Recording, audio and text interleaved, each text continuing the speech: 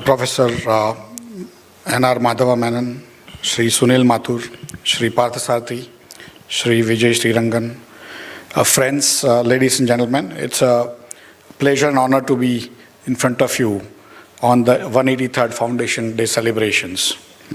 First, let me offer my deepest condolences on the demise of the member of Bombay Chamber of Commerce, Shri Trilochan Singh Sahni. The Foundation Day celebrations are very important for an institution. I congratulate all the members and other associates as well as employees of Bombay Chamber of Commerce for being so relevant for such a long period of time. And also my best wishes that it remains relevant for additional 183 more years and beyond.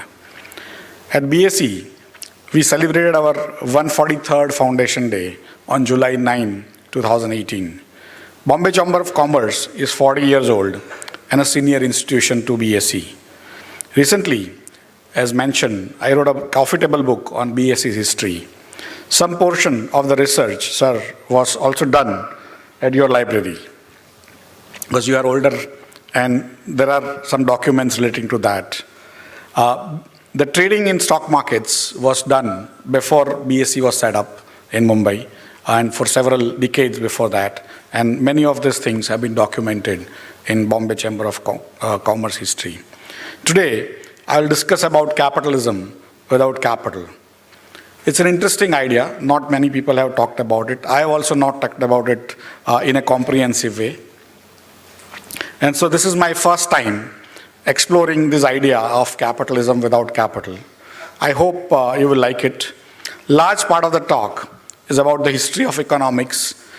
In the way I understand it, I create stories, many of them may not be true. A small portion, but more important, is about the future the way I expect it. It may not come out to be true either. If some of you feel that I've hurt your religious or other feelings in some way by my talk, I beg your pardon beforehand, as a purpose is to create a cogent story and not to diminish anything or anyone's prestige in any way. Broadly, I'll try to cover 5 ideas into one. One is the concept of elites in a society. Other is concept of capital. A third, minor part, is about religion and how it connects into elites and capital. Probably, I don't have much time, but I'll try to cover a little bit of religion part of it. The last 2 parts are more closer to my heart. One is the technology, and 5th is the waves of technology. How all of this converge to create a society. Overall, the means of production and surplus have been used by elites, using technology to control masses even further. In olden societies, there were many ways to control the poor masses for the benefits of the elites. And history of mankind is basically about cruelty and exploitation throughout its history. India had its own very, very stable methodology called caste system, where everyone is interlocked into exploiting the down below, and the last man exploits the women. And that's where we had a very stable system, and if things had gone into what they call intermediation, those issues would never have been solved. So the judicial and constitutional part has been very important. And similarly, many of these issues of faith could have been brought into even those kind of things without actually resolving the problem. Europe had its own ways of handling that. They used to have feudal lords, and then they used to have the serfs. The serfs used to serve basically and live at the behest of the lord. The land had to be tilled by them. I'm not talking much about India because some of us may feel really bad about our own history once we start going into that. So it's good to talk about the Europe, which is easier to talk in such environment. And so Europe had serfdom and the feudal lords. The lords used to provide the land for tilling, and large portion of whatever was produced was taken out which became later on taxation.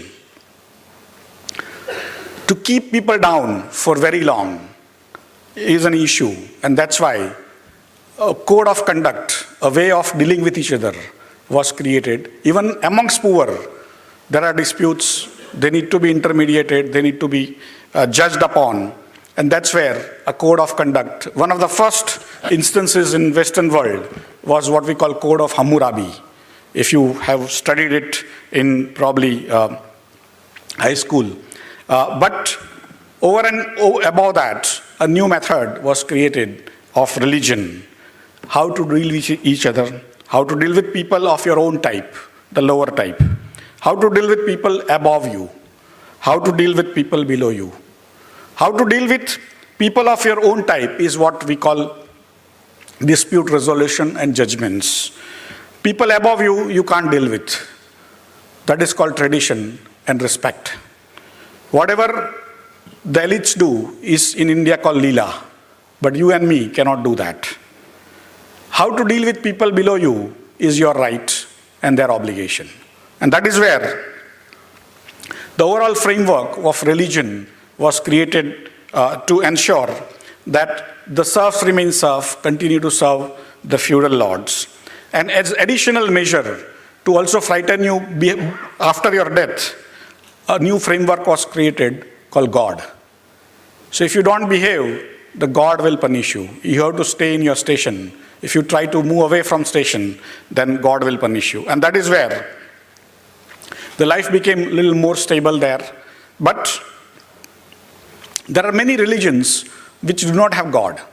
Many times we think God is an essential part of a religion. It is not. Many religions do not have God. Even Indic religions, some of them do not have gods. Like Buddhism originally did not have God. Confucianism again does not have God, and few other places. But effectively, how to behave with each other, people of your type, people above, people below, and overall is what the religion, it's a code of conduct of sorts. And then we can differentiate very, very finitely, very minutely, like we do as Hindus. We go down that if you are of this age and that gender and this and that, then you can do this, you can't do that, and so on and so forth. And that is more our way of spending time, because we had everything coming literally without much work, because rains used to come on their own, things used to grow on their own, we used to eat and then think and differentiate amongst each other, and that's where we remain where we were. Democracy in its original form, wherever it was practiced in Rome, Greece or India, because India is also considered a mother of democracy. In Gautam Buddha's time, there were many, many places where democracy was practiced, even before Rome and so on and so forth. But those democracies were democracies of elites. They were not universal franchise democracies. Everyone did not have votes. Only the lords had votes in Rome or Greece, or probably Rome and India. Greece did not have that kind of framework. But problem was with democracy was they didn't want to expand. The surplus that was created was spread amongst the elites, the people who would vote. The others were either slaves or employees of the lords. The surplus resources, if you had to expand, go and attack other societies, and if you got the surpluses, you also got the elites of the society. And you did not want to spend those resources or share your resources with those elites, and that's why the democracies were inherently not aggressive. On the other side, the king framework, king-based system, wanted to expand because all the surpluses used to accrue to one single person or his family or her family. And that is where all the additional surpluses, even one more grain of rice, if you could accrue, you would go and attack the other society. And that's where the king system, which were basically inherently attacking type, and the democracies, which were inherently defensive type, the king systems actually won. And that is where the system actually stabilized over a period. Old system in Europe, in a way, was agrarian, feudal, as I said. It had its own problems. The French Revolution changed things marginally. The elites, earlier elites, some of them were killed, some of them became the leaders of the new revolution, and some of the proletariat became the new bourgeois, and that's where, again, the same framework with newer people started in France as well as the rest of the Europe. India got its own new framework in the form of zamindars, which were set up by British Raj to oppose the earlier kings, the Rajas or the Nawabs. And these zamindars were basically people who were not aggressive to the ruler who had actually appointed them. And their main job was to actually manage the law and order and keep on collecting as much tax as possible. Law and order is a very interesting part in society, that if that is there, you don't care as a ruler. If you can maintain law and order, then everything is all right. Inter se, if two groups have a problem, be it. And that's what the British system actually worked on. Social structures with all the issues, all the problems within India continued. And Europe had its own moment of renaissance from within. Its industrial revolution came, and capitalism as a part of the industrialization came. The exploitation, which was basically distributed across villages, across each field of the feudal lords, became centralized in one place, in mills of Manchester, mills of London, and so on and so forth. And that is where exploitation became very visible in slums of Ireland, of UK, of every other places. And from rural distributed exploitation, it became very sort of in-your-face, city-based exploitation. There were two people, one guy called Karl Marx, another his friend called Engel, looked at it and were moved rightfully. They did not actually experience the agrarian exploitation, and they thought that capitalism is the reason why people are able to exploit other people, and very badly at that. And they created this concept of communism or socialism, which became very popular. And two sides became very apparent. The bourgeois, the people with money, people who work, people who eat on other people's work, and the proletariat who actually work came up. And socialism became very successful. There was a revolution in Russia, and that became hugely successful, probably not exactly successful, but they were very successful in marketing themselves to UK. And that time, after the revolution in Russia, there used to be many agents of Russia, either sleeping or otherwise, in UK, and telling about great successes that Russia had achieved after becoming a socialist country. And many of our leaders of independence, including Mahatma Gandhi, Jawaharlal Nehru, Dadabhai Naoroji, you can name them, and almost all of them, including Ambedkar, they studied in UK. Other than Ambedkar, who went on scholarship from a king called Gayakwad of Baroda, everyone else was actually a child of rich people. Mahatma Gandhi's father was a prime minister in a state of Porbandar. People could not have gone to study in UK if their parents were not rich. And that is a fact. But those rich people were feeling disenfranchised. They did not have the right to exploit the same way as they were exploiting before the Britishers came. And so they were feeling bad that we are not having our independence to make our rules to exploit our people. How is it that the outsiders are exploiting our people? And that is where the Indian freedom movement became important when more and more people went there. But they also learned that Russia had a model which was absolutely imperative for India to follow, and that was socialism. So when India became independent, it was a very non-violent movement, which was a good thing. But since all our leaders studied only in UK, and only Ambedkar went to US. Ambedkar also studied US in Columbia, but he was like a minority of one. The rest was basically very much in love with socialism. And when I look back as a society, Ambedkar should have been the first to ask for socialism. He was asking for capitalism because he had experienced capitalism also. And the others, who were actually rich people, were asking for socialism. We became Socialist Republic of India. And as we do always, we did it half-hearted.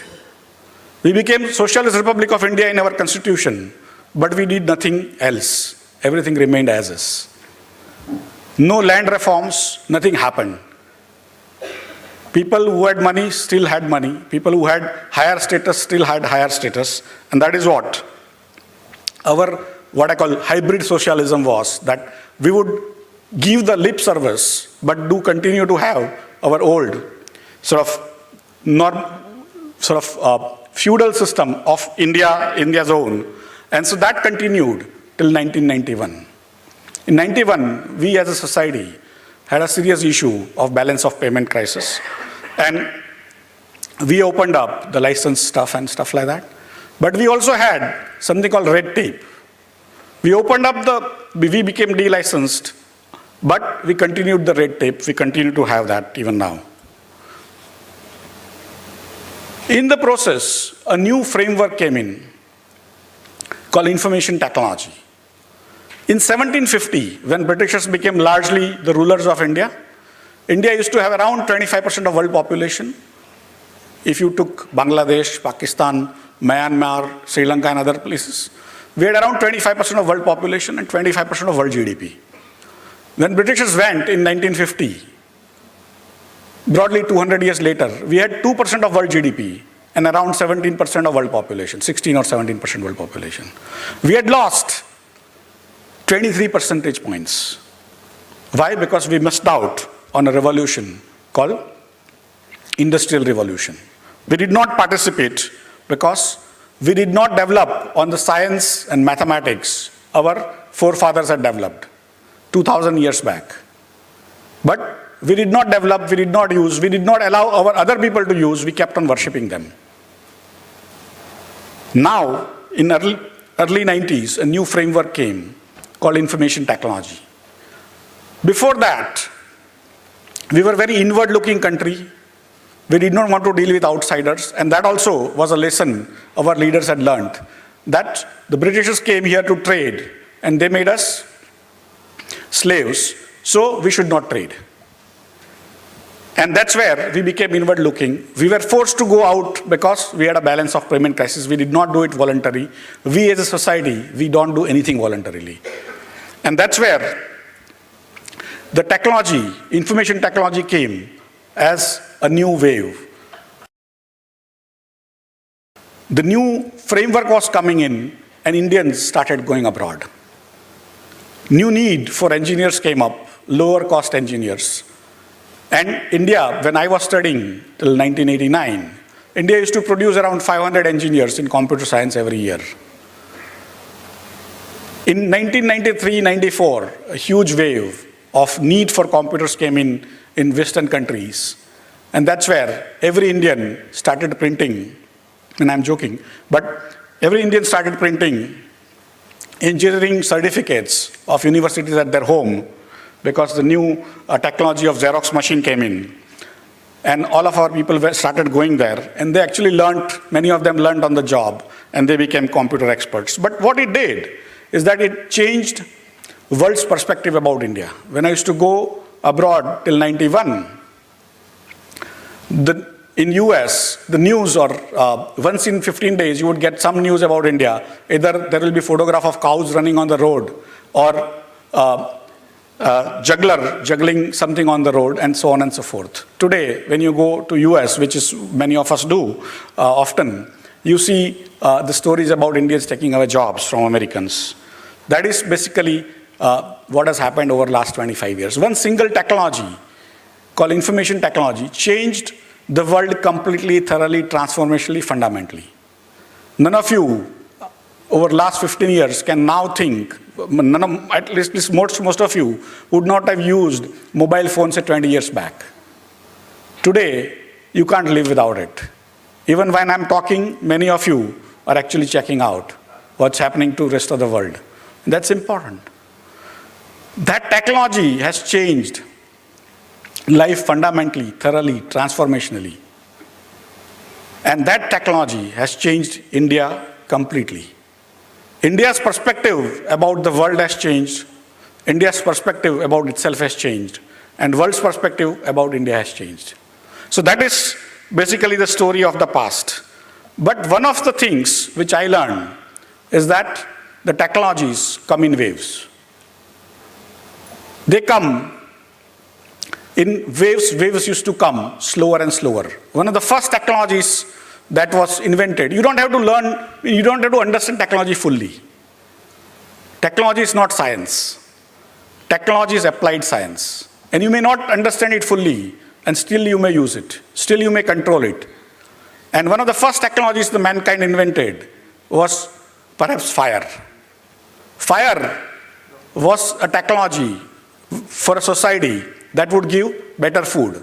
It will ensure people don't fall ill that fast. And also, it could be used as a weapon to throw on your enemies and actually frighten them. Frighten away the animals and so on and so forth. Later on, wheel would have come. Many other technologies would have come. And over the last, say, 500-600 years, if you have seen, say, steam engine, which was considered a starting of the Industrial Revolution, and then electricity. The steam engine took probably 400 years to get across the world. Electricity took around 150 years, 200 years. We are still trying to electrify many villages in India. Then came television, which took probably 70 years. A mobile phone, 30 years. A Facebook, 15 years. And every time this wave comes, it comes faster and faster and faster. If that is true, each wave gets you a GDP which is unbelievably large. Larger than all the past waves combined.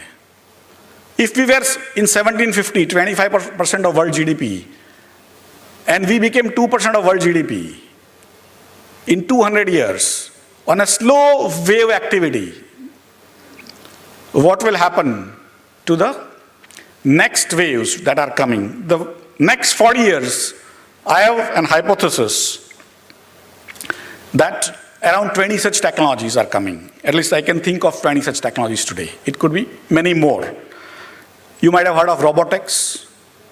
Many people think robots will take away jobs. That used to be true when mills were set up. Many people thought mills will take away jobs and nobody will be having any way to do things manually. But newer jobs came in. 3D printing is going to change life completely, thoroughly, fundamentally. You might be able to manufacture a car at home. You might be able to manufacture even a gun at home or a table at home. So why would you buy things from Flipkart? Of course, e-commerce is another technology. Holograms are going to make life easier for you to talk to each other in 3D. And drones, you can think of it 5 years back. Drones in India was a novelty. Today, a 10-year-old kid is able to make drone and do things with them. Space technology is going to again change life very fundamentally. Many of the new heroes, including Elon Musk and Bezos, are now into the space technology, including Branson. Artificial intelligence will be one of the most fundamental technologies changes, like information technology, big data, exoskeletons, where you and me can lift weights of 10,000 kilos and run at 100 kilometers per hour speed. Those kind of stuff is going to come. Virtual reality. For me, in next 20 years, many of us will spend more time in virtual reality than real reality. Wearable computers. Many of us are wearing computers. I am wearing one too. Apple Watch and whatever you might be wearing. But there will be also inside body computers.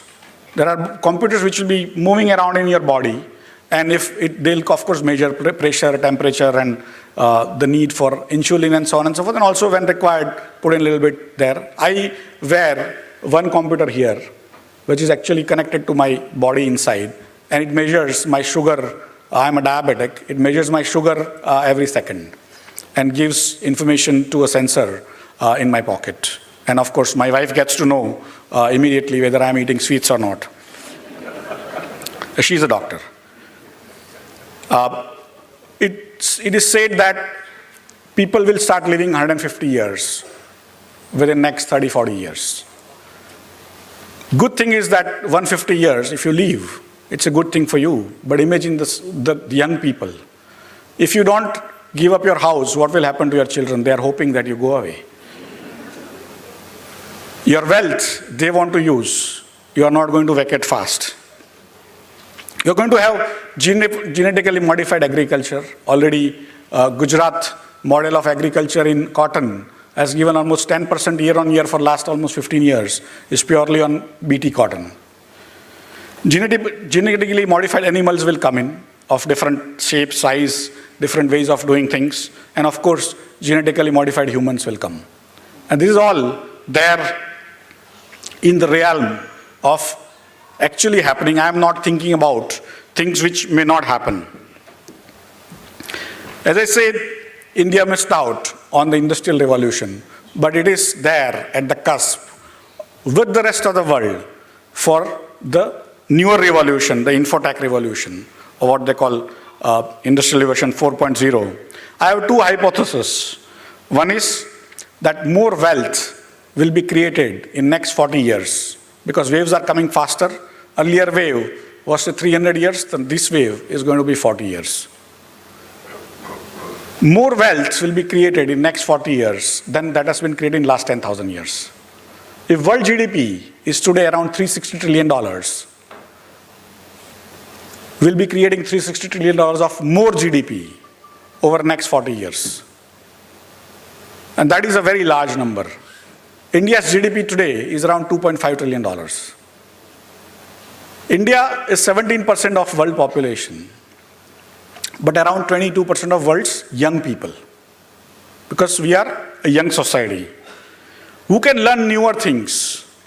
Young people can learn newer things, who are forward-looking, not backward-looking. There are young societies, not as large as ours, but those societies look back. Our society is poor, but is looking forward. And that is where I get a huge hope that next 40 years, India will suddenly participate in this new wave and create more wealth that has been created, more wealth than that has been created over the last 10,000 years in India. If India is able to create that 25% magic number out of that $360 trillion of GDP, $360 trillion of wealth, then it's be almost $90 trillion of wealth that India will create. You say, no, it's not going to be 25%, probably it will be 15%. And still, it's going to be almost $60, $70 trillion. Today, our wealth is around $10 trillion. We are going to create 6 to 9 times more wealth over the next 40 years as a society. And that is a great opportunity. The second hypothesis I have is that 70% jobs will be such that we have not even thought about them today. We cannot think about them today. Many people tell me that you make this up. We don't believe you. But when I was studying, nobody told me that when you go to New Jersey, go to drive-in McDonald's, give your order on the window, drive on the other side, collect your goods. The entire interaction you are doing is with the person sitting in Bangalore at Wipro. Nobody told me that. Nobody told me that today a mathematics teacher sitting in Sagar district of MP is actually teaching somebody in Russia mathematics at $50 per hour. That is happening as I and you talk. Many, many newer jobs, newer types of jobs will come back, which we cannot think about them today.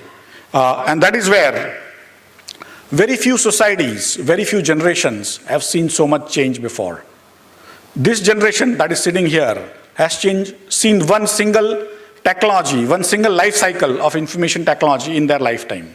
No other generation was lucky enough to see one full life cycle. And that's why we thought that life never changes.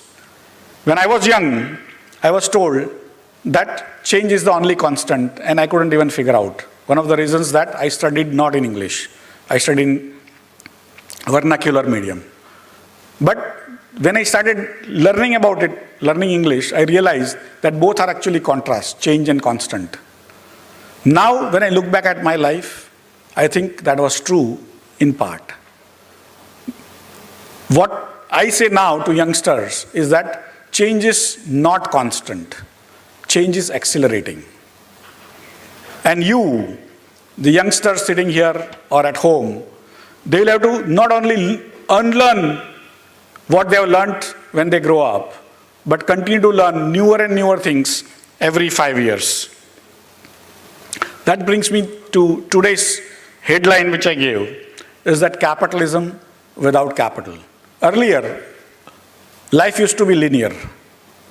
We all studied that mathematics problem, arithmetic problem, that 300 people can make a house in 1 month. How many people can make a house in 15 days? And you'll say, no, it's 600 people, right? That is the linearity part of it. Earlier, if you had to make $1 billion, you had to put in $1 billion. And capital-starved country like India, most people did not have capital. In fact, rich people also did not have capital. Poor people did not even have anything.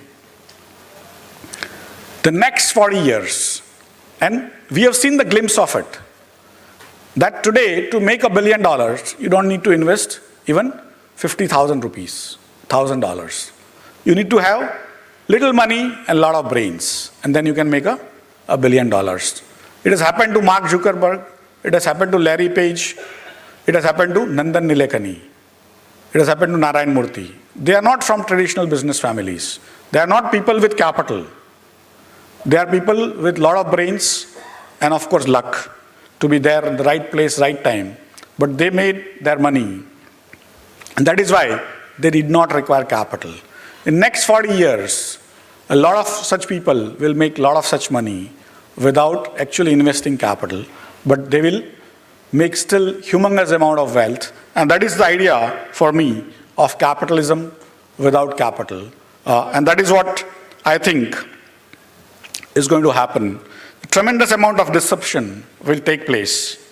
What we consider the new tech now will become old overnight. And Nokia, you might remember, 5 years back or 6 years back, it was the largest mobile manufacturer. Next year, nothing, right?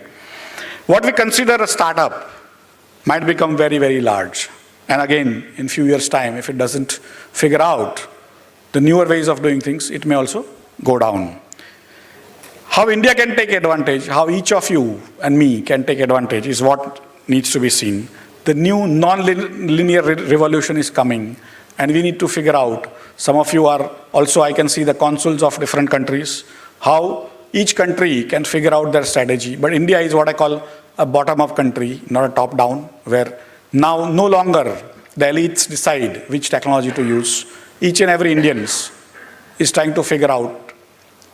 In fact, when many people ask me that, what do you do in India? How do you work as a society? And we say, in China, if the premier says, everyone has to do it. In India, if prime minister say, none of us do it. Thank you very much.